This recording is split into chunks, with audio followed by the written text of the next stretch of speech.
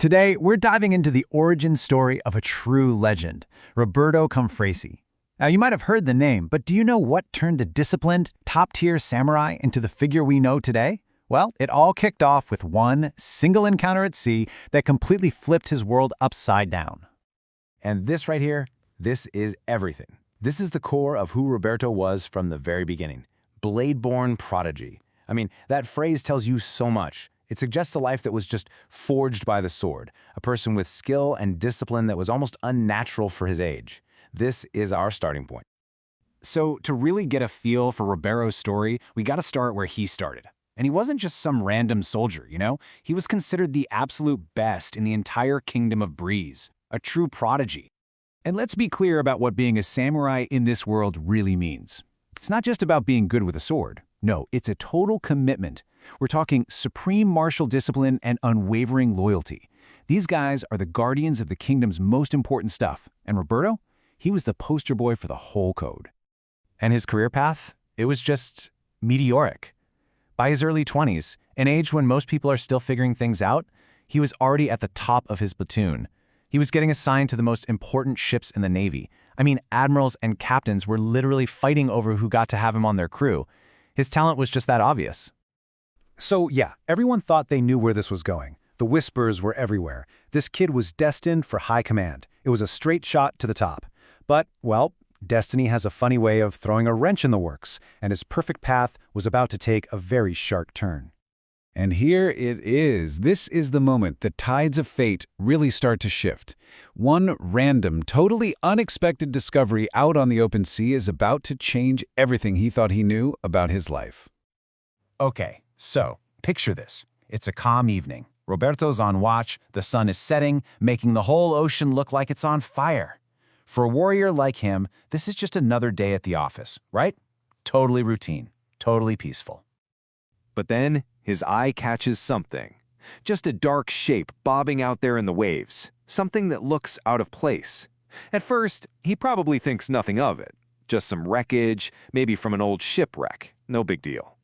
But he's got a warrior's eyes, right? So he looks again, and he realizes it's not just a piece of wood. There's someone there. A young elven woman, looking absolutely exhausted, just barely hanging on to a piece of driftwood for dear life. And his reaction is just pure instinct. There's no thinking, no waiting for orders. He just dives straight into the water. He gets her, pulls her back to the safety of the ship, and he learns her name, Calypso. And in that one moment, their two completely separate lives just slammed into each other and became one. That rescue was basically the flashpoint. From there, this bond started to form between them that was as natural as the wind and the sea. Their two very different worlds were now tangled up together, and they were heading for a brand new horizon. And instead of going back to the super strict kingdom he came from, their path took them somewhere totally different. Skull, the great pirate city. For a guy who lived his whole life by the book, this place was the exact opposite. We're talking total freedom, total lawlessness, a place where people who didn't fit in with the kingdom could go.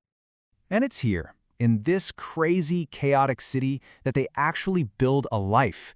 They walked the crowded docks, they watched massive storms roll in off the coast, and with every single day that passed, that bond that started in the ocean just got deeper and stronger.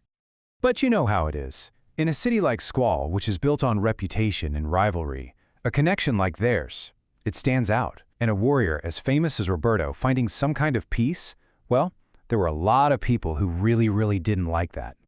Yeah, that happiness they found, it cast a really long shadow. And in that shadow, jealousy started to fester and turn into something way more dangerous. It started as just whispers. Whispers of envy followed them all through the city.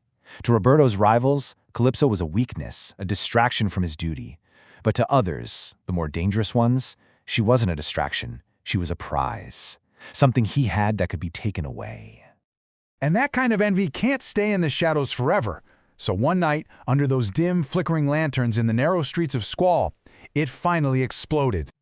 It was fast, and it was brutal. An ambush, assailants in masks. Before Roberto could even get his sword out, they were just overpowered, tied up and dragged away from the only home they'd ever made together. Just like that, their freedom was gone. So they were captured, right?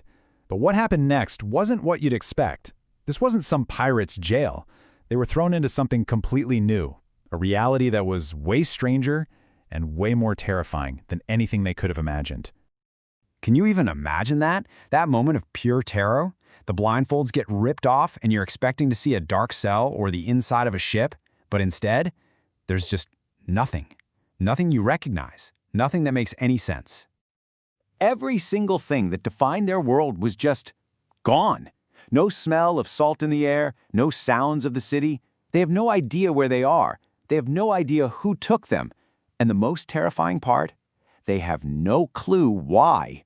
They are completely adrift. And yet, in all of that confusion and fear, there's one thing that's still solid. The one thing their captors couldn't take from them. Their bond. Roberto knows, deep down, that whatever this bizarre new place is, they're going to face it as one. His blade and their two hearts, totally unbroken. So they have each other, and their bond is strong. But they are surrounded by a complete mystery. They've been ripped out of their world and dropped into who knows where. The question that's going to define everything from this point on is, what's waiting for them here, and how in the world are they going to survive it?